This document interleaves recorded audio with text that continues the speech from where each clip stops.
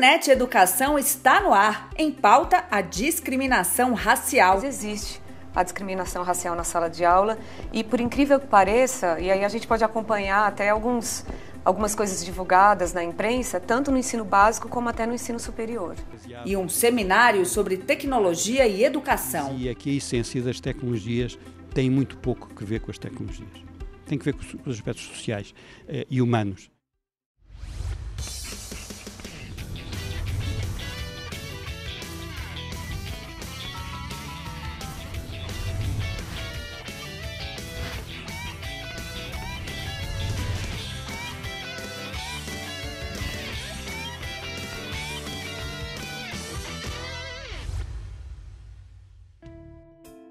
Olá, o NET Educação está no ar e hoje vamos falar de um assunto bastante urgente e delicado, a discriminação dentro da sala de aula. E para esse bate-papo eu convido a Márcia Pereira, ela que é doutoranda em estudos literários, também mestre em educação, professora no Instituto Singularidades e que trabalha com a implementação da Lei de Estudos de Africanidade nas escolas, especialmente de literatura africana. Uma honra recebê-la, Márcia. Muito obrigada pela presença. Obrigada. Agora, a gente parece que não devia, nem em pleno século XXI, falar nesse assunto. Discriminação existe na sala de aula? Existe. Infelizmente, eu vim no caminho pensando nisso, que é uma honra também estar aqui, mas esse assunto é um pouco vergonhoso trabalharmos em pleno século XXI. Mas existe a discriminação racial na sala de aula e, por incrível que pareça, e aí a gente pode acompanhar até algumas coisas divulgadas na imprensa, tanto no ensino básico como até no ensino superior.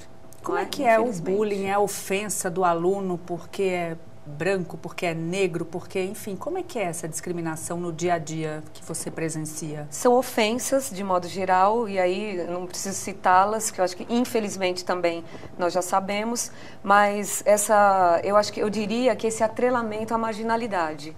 Então, você é negro, você é marginal, tá vendo? Isso é porque você é preto. Você fez errado porque você tem essa cor.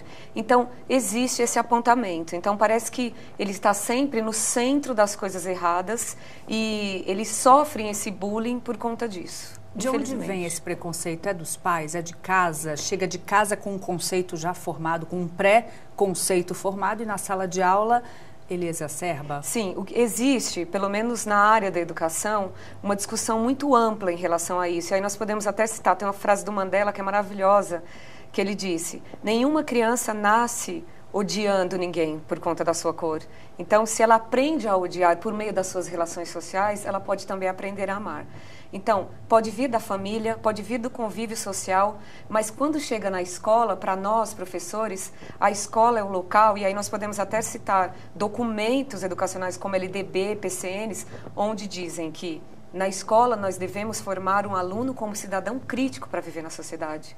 Então, acho que a escola seria o momento de acabar com essa disseminação, com essa briga, com esse bullying, com a questão racial. Então, talvez, se a escola eu diria que não ignorasse tanto essas questões, talvez teríamos agora e até no futuro um cenário diferente. Talvez seja possível, inclusive, fazer com que esses alunos aprendam o que é certo, o que é correto, como é agir dignamente com o outro, independente de qualquer coisa, e levar para casa para ensinar para os pais. Exatamente. Veja, a escola, ela tem esse papel não só de transmitir conteúdos para o aluno, mas, vou repetir, formá-lo como cidadão crítico. Por que não trazer questões históricas, né, para a sala de aula? Por que não discutir por que isso existe? Porque, como você mesmo citou, em pleno século XXI nós vivemos isso. O que tem por trás de tudo isso? E por que tudo isso?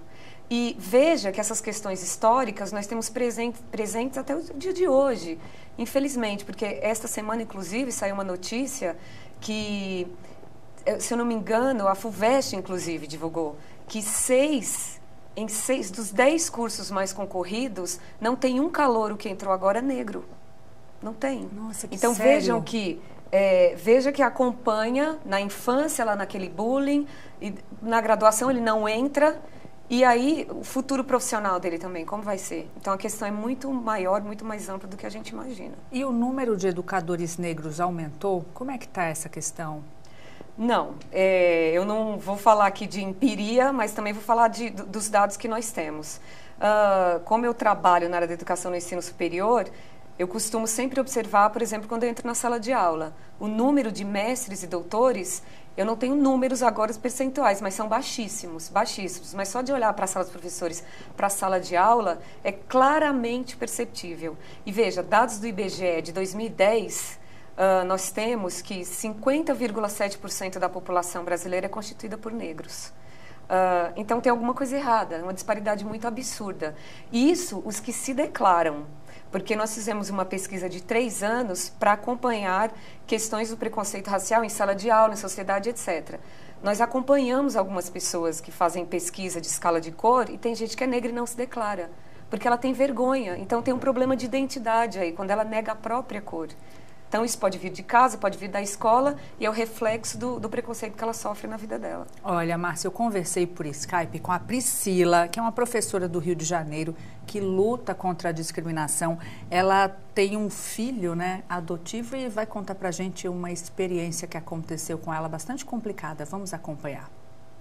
Nós somos uma família branca, de classe média, que mora no Rio de Janeiro, em Ipanema. E até então, meu filho Renan chegar a nascer na nossa família, a gente nunca tinha entrado em contato com nenhum tipo de discriminação. Não fazia parte da nossa vida, essa realidade não fazia parte da nossa vida. Com a chegada dele, a gente começou a viver isso, né? De diversas maneiras. Principalmente por quê? Porque ele é, em geral, o único menino negro, né, em um ambiente predominantemente branco. Aí nós entramos na concessionária, nós 3, eu, meu marido e meu filho pequeno. Na época ele tinha 7.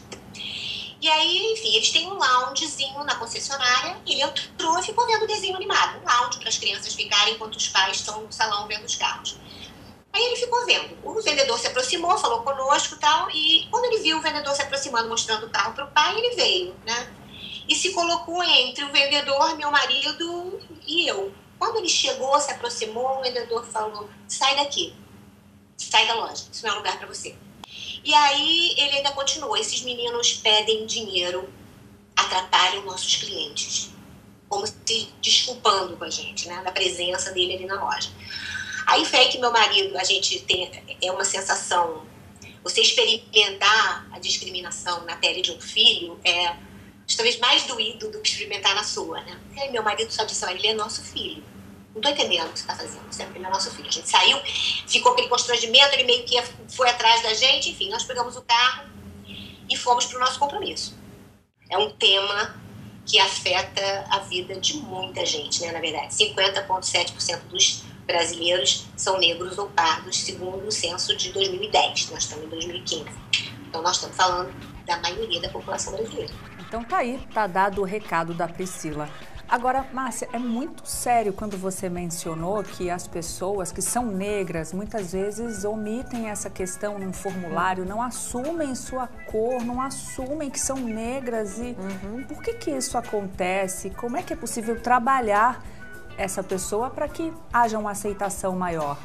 Olha, eu acredito que a educação salva, né? Eu estou falando do lado aqui educacional. Então, nós observamos, por exemplo, que muitas vezes, isso você mencionou também, pode ir da sala de aula para casa. Então, muitas vezes o material didático, aí vou falar especificamente de alguns aspectos. Material didático, por exemplo. Então, livros de história, se você pegar e observar, recentemente nem tanto, mas alguns mais antigos, o negro, ele é sempre visto como aquele que foi escravizado, que foi açoitado e que só serviu para isso e que a única contribuição na sociedade que ele fez foi essa, quando na verdade não. Nós temos aí tantas riquezas culturais, literatura, comida, dança deixada por eles e muitas vezes no âmbito escolar isso não é trabalhado. Agora, Márcia, como é que você observa esse trabalho que vem sendo feito nas escolas? Aliás, existe um trabalho contra a discriminação? Faltam ainda caminhos e meios para as escolas defenderem os alunos desse tipo de preconceito? Veja, é sempre perigoso a gente generalizar, não é? Então, de 2010 para 2014, nós fizemos uma pesquisa, visitamos algumas escolas daqui da região de São Paulo, onde nós procurávamos justamente respostas para essa questão. Existe um trabalho com a africanidade, com a África, com a questão racial na sala de aula. Nós fizemos entrevistas, visitas e etc. E, infelizmente, o resultado não foi muito satisfatório, porque 75% das escolas não trabalhavam a temática, 75%. O restante, sim, trabalhava, mas é uma questão que não é tão simples assim. Então, algumas escolas, por exemplo, nós trabalhamos como? Na Semana da Consciência Negra, nós promovemos uns debates aqui. E como são esses debates? Alguns educadores fazem uma mesa e nós discutimos. O aluno, os pais participam? Não, o aluno só assiste. Mas o aluno participa do debate? Não, mas o aluno, ele é o sujeito do processo de ensino-aprendizagem. Ele não deve ser só o objeto. Então, o aluno também tem que ter voz, ele também tem que falar. Em relação à lei de cotas, você observa preconceito? Como é que você analisa ainda? Eu já ouvi muitas vezes, aquele ali é dentista de cota, vai ser dentista, médico de cota, é inferior. Como é que é fazer com que essa criança chegue à idade adulta sem essa noção? Veja que o preconceito, né, e especificamente que nós estamos discutindo aqui o racial, parece que ele persegue a pessoa a vida inteira. Persegue. Você conseguiu chegar aí porque você é cotista. Sim, foi tirado um direito meu há alguns séculos atrás. Não é? E esses direitos que me foram tirados, eles repercutem até hoje. Olha, em 2013, 80% dos alunos que entraram na Universidade de São Paulo eram brancos.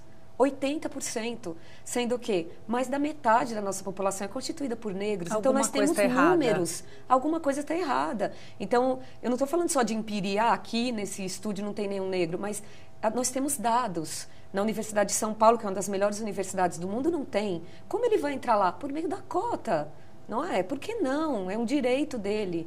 Aí tem outro lado, né? Aquela coisa da meritocracia. Então, por que ele não lutou? Ele não deixou de comer? Por que ele não virou noite lendo? Então, coloca todo mundo do mesmo ponto de partida? Sim. Porque tá desigual, né? Tá desigual. Então, essa desigualdade precisa acabar. Então, talvez daqui a algum tempo, alguns anos, até séculos, infelizmente, não sei, não seja necessário cotas. Mas ainda é.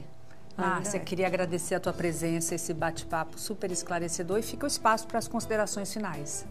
Obrigada. Eu também agradeço pelo espaço de poder falar sobre essa temática, que hoje nós não temos muito espaço, para isso vou falar como pesquisadora e como educadora, e queria deixar aqui o recado para os educadores, para os pais e para a sociedade, que não só conheçam a lei, mas que mudem a consciência em relação à discriminação racial na sociedade em que a gente vive. Ok, mais uma vez, muito obrigada. E olha, nós vamos a um rápido intervalo e você não deixe de visitar a nossa página, o portal neteducação.com.br, e passe lá também no Twitter e no Facebook. Voltamos já.